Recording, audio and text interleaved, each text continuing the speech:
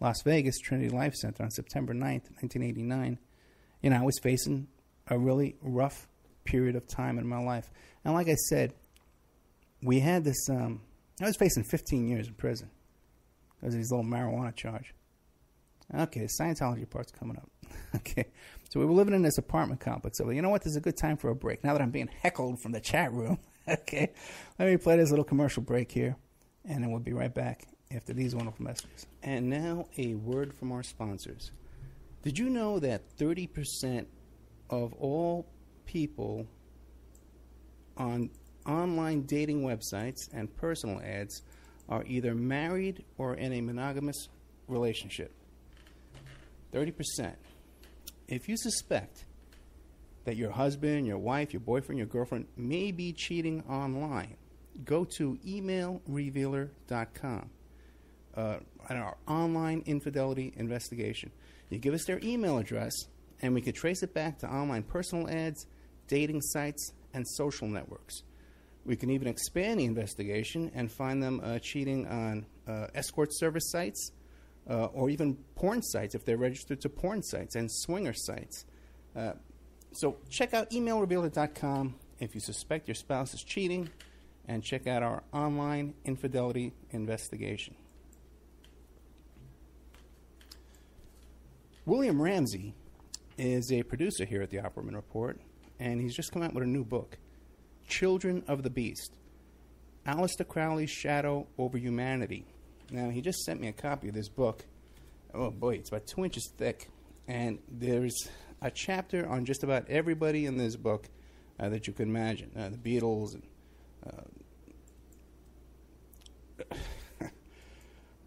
Jack Parsons. Everybody's in here. It's incredible. And I definitely recommend this book. There's a bunch of pictures in here, too, of all these people in different chapters and information. Anselm LaVey and people I've never heard of, too. There's a whole bunch in here. JFC Fuller. I don't know who he is. But it's great stuff by our producer here, William Ramsey. So check out Children of the Beast, Aleister Crowley's Shadow Over Humanity. You can find it on Amazon.com, or you could find it in the Opperman Report.com bookstore. We have an urgent bulletin. It seems that the group Strawman is still on the loose. It has been confirmed that Strawman are Canadian, okay, and that authorities are asking people to stay indoors, lock your doors and windows until this group can be dealt with. You could find more information about this group of Canadians, at strawmanmusic.com.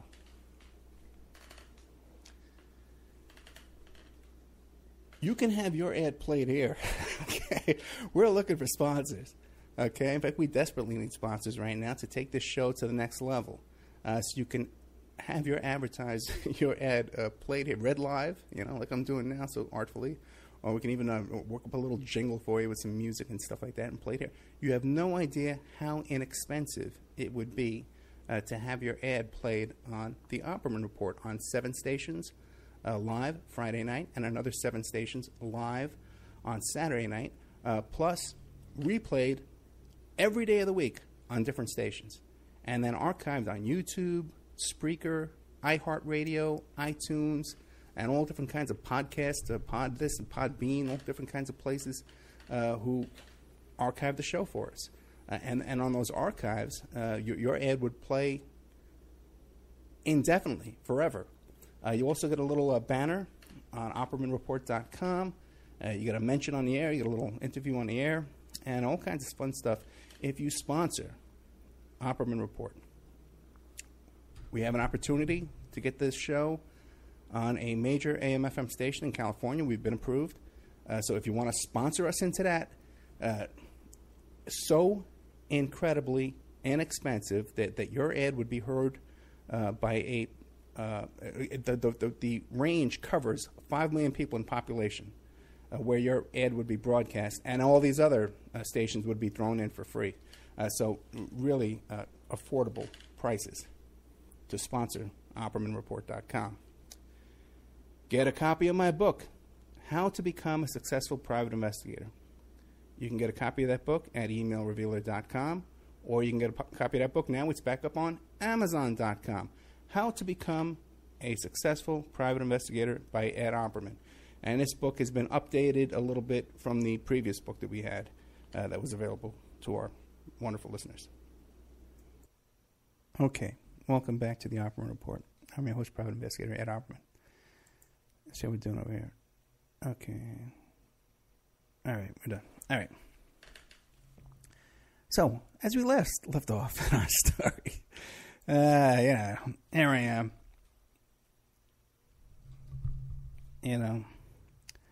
I'm living in Vegas. I'm out on bail, living in Vegas with my girlfriend. She had these two kids, Michael and Stephanie. They were 3 and 5 years old. And even though I was, in some ways, still kind of a wild man, we weren't, this family, these kids were the center of our life. And we did all family stuff, We didn't do any crazy stuff. We were going to church twice a week at this Trinity Life Center. We had the kids over there in the Sunday school, and then the little youth group, And we were like Ozzie and Harriet, kind of like, And, now we had, the kids are outside playing all day long. You have to deal with the other parents and stuff, and all these kinds of things that I had never dealt with before in my young age. I think I was like 29 years old. Never had to deal with that kind of stuff before. But, I threw myself into it, and that's what we were doing. But me and Maria would still have very passionate love affair, and we would get into these arguments and fights. Plus, I was under a lot of stress. You got to remember, I had a fresh case facing 15 years. Okay. All right. And so the stress would get to us and the tension would get to us. And so we would have these little fights. And this time of year always reminds me of, I would leave the apartment and I would go and I would walk all the way through the apartment complex, across the street to one of these convenience stores.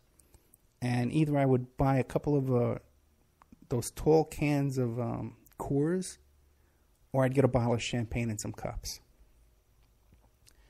And they didn't sell Coors back in New York. On the East Coast, you couldn't get Coors back in those days. You could only get it on the West Coast. Now you get it everywhere. But back in those days, they only sold it on the West Coast.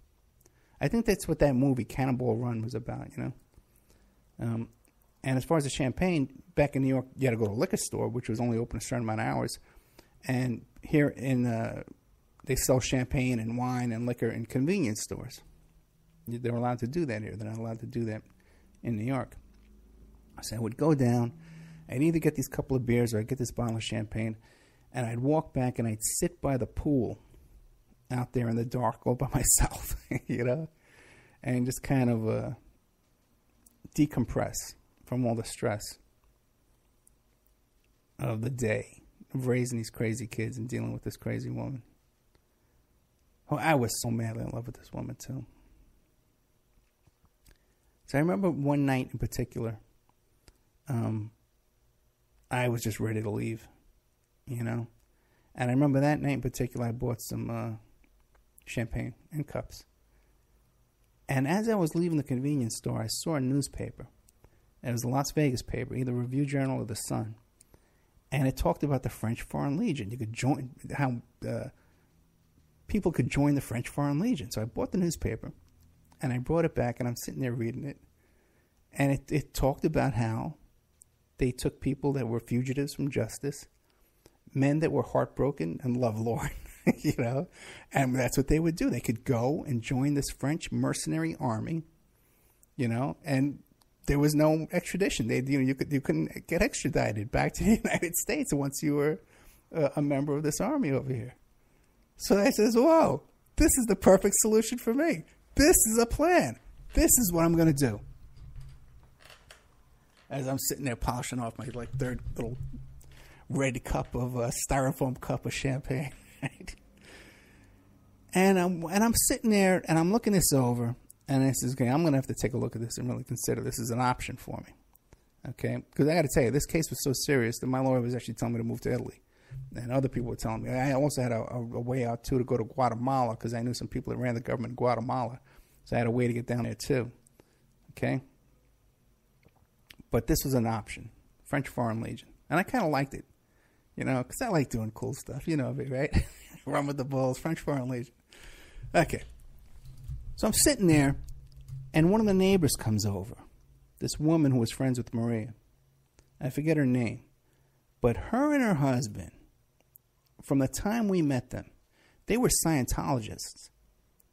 And they were trying to get us to join Scientology. They would bug us about it and bring us pamphlets and try and explain to us, look, you can be a Christian and a Scientologist. This is right when I'm a brand new baby Christian. I just got saved, just started going to church. And now the Scientologists are trying to recruit me.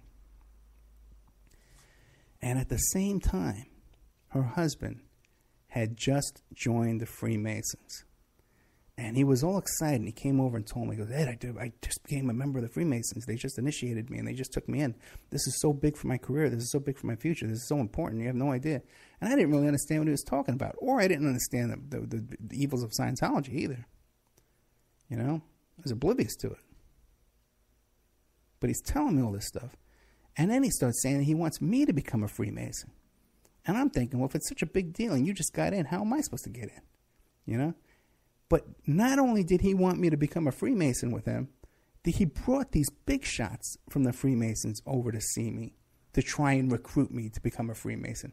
These guys, this was a time, the rent in this apartment was like $400 a month at the time.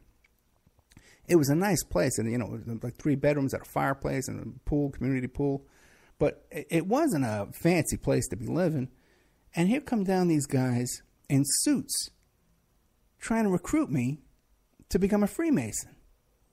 You know, like practically like knocking on my door saying, no, we want you, you know. And just turned me off. I could feel something was wrong. And, you know, later on, too, the Freemasons tried to infiltrate me, too, again, during the Sarah Palin case. I talk about many times about the Israeli Mossad infiltrated and the Asian Chinese intelligence infiltrated, but the Freemasons also tried to infiltrate me during that. They weren't as successful. But I'm sitting there, and she's talking to me, and we didn't tell these people, you know, that I had a case, but they had to have known. They had to have known.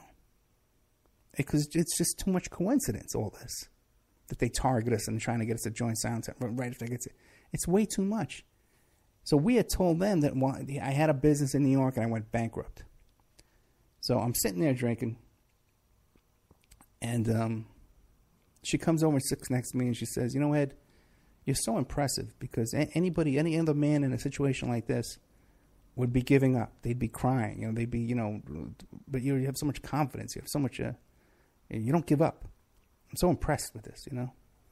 And in the back of my mind, I'm thinking, well, I'm going to French Foreign Legion. I got my out right there. I'm folding up the newspaper so she can't see the headline, because I don't want people to know I'm leaving the next day for the French Foreign Legion, you know. And I actually did. I called up the French embassy, or consulate, I guess, in New York the next day. And I talked to a very nice woman over there. I told her I explained my whole situation, and she gave me an address to send a letter and an application. And I actually sent a letter and application to join the French Foreign Legion. I told them all about myself. And then they had a recruiter call me up, you know, over there in my little hideout in Las Vegas.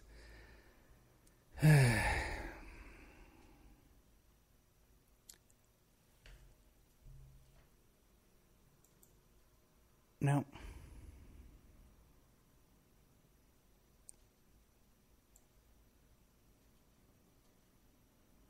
one of the things that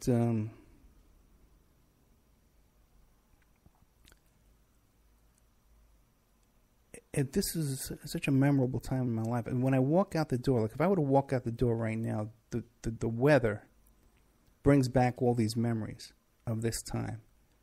And it was one of the most special times in my life. And part of it was, you know, my love for Maria. Part of it was, you know, that my life was just, you know, in an uproar, you know, being turned around. Everything I had was upside down. And